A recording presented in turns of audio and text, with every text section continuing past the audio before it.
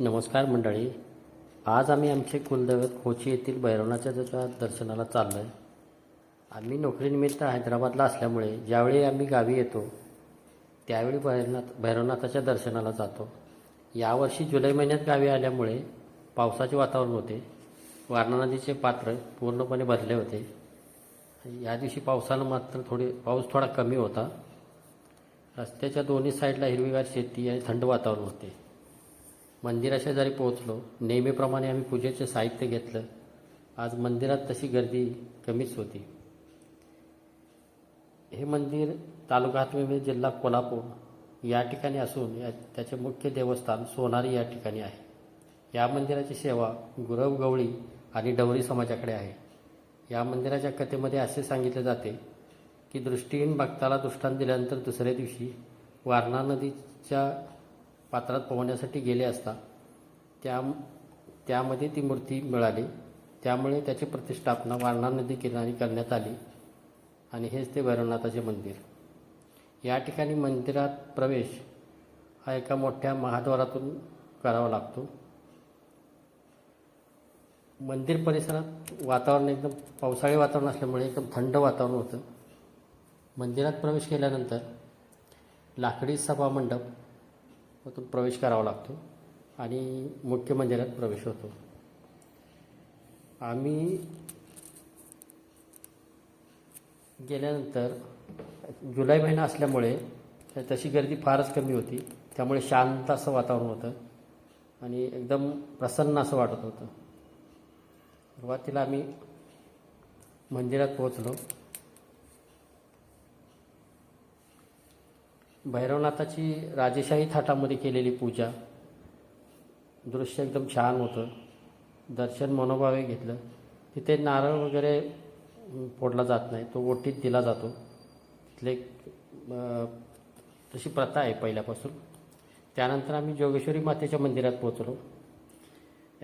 भैरवनाथाची अर्धांगिनी म्हणून जोगेश्वरीला मान दिला जातो. जोगेश्वरीचं दर्शन आम्ही घेतलं. तिथून आम्ही दर्शन घेतल्यानंतर बाहेर आलो. बाहेर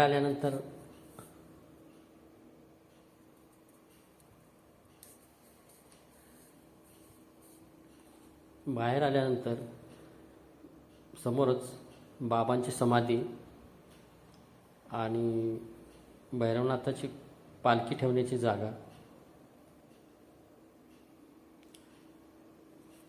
या चबुतऱ्यावर पालखी ठेवली जाते. त्यानंतर प्रदक्षिणा डाव्या साईडला प्रदक्षिणा मार्ग, त्या ठिकाणी हनुमान मंदिर.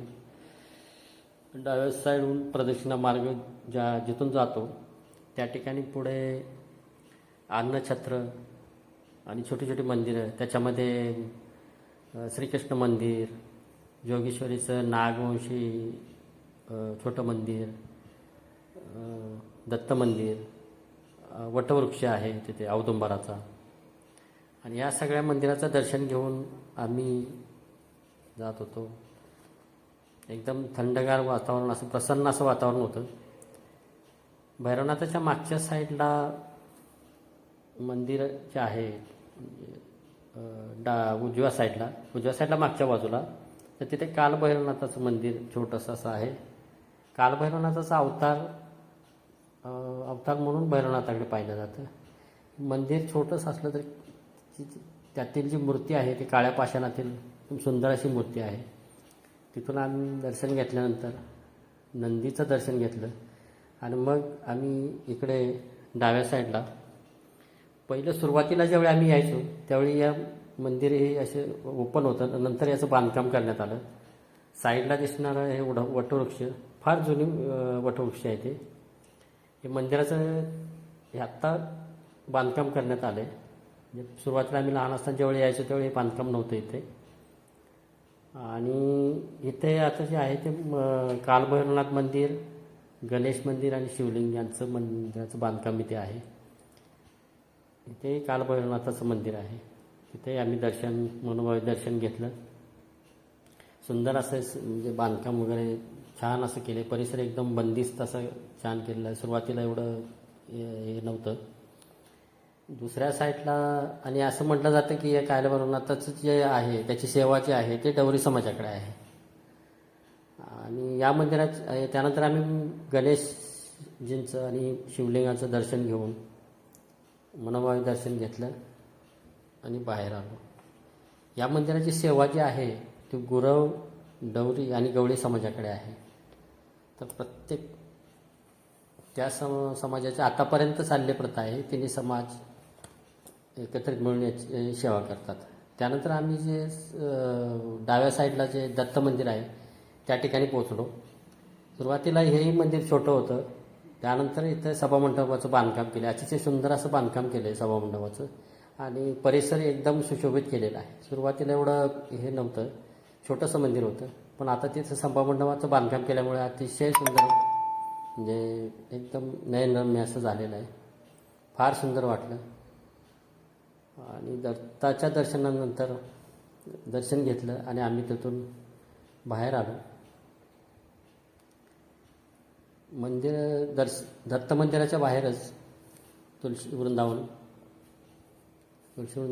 दर्शन घेतलं आणि मंदिराच्या सभोवतालचा जो परिसर आहे देवालयाचा परिसर, पावसाळी वातावरण असल्यामुळे चारा, ऊसाची शेती पूर्णपणे विलोभनीय दृश्य असं होतं. मंदिराच्या परिसरामध्ये कुस्ती मैदान, ज्यावेळी याची यात्रा जी आहे ते चैत्र महिन्यात पौर्णिमेला भरते आणि या यात्रेमध्ये एवढी प्रचंड म्हणजे 15 दिवस ती पूर्णपणे भरलेली असते, त्यामुळे फुल्ल गर्दी असते त्यावेळेला. डाव्या साईडला वारणामाईचं पात्र आहे. जुलै महिन्यात आल्यामुळं पात्र पूर्णपणे भरलेलं होतं. आणि हा व्हिडिओ जर तुम्हाला आवडला असेल तर हिरवीगार आमच्या चॅनलला गर्दी नाही, सबस्क्राईब आणि कमेंट करा. छान वाटलं.